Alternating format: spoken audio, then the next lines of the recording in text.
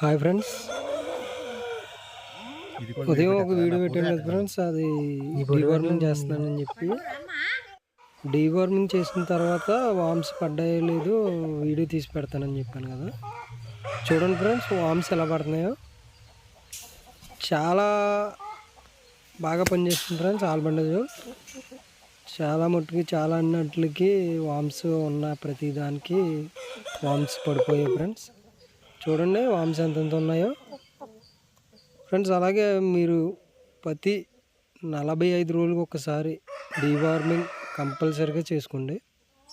అలాగే ఒక బ్రాండ్ అని కాకుండా ఆల్బండజోలో ఒకసారి చేస్తే మళ్ళీ వేరే మెడిసిన్ డీవార్మింగ్ వేరేది మళ్ళీ చేసుకోవాలి 45 రోజులకి.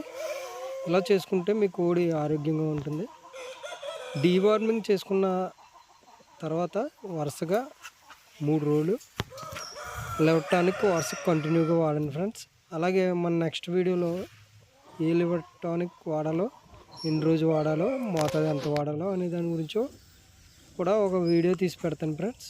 అలాగే మన ఛానల్ని సబ్స్క్రైబ్ చేసుకోండి. మన ఇన్స్టాగ్రామ్ ఛానల్ని ఫాలో అవ్వండి.